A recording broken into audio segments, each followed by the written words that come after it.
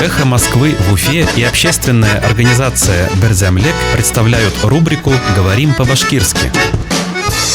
Задача. Мәсьәлә. Задача правительства. Хөкүмәт мәсьәләһе.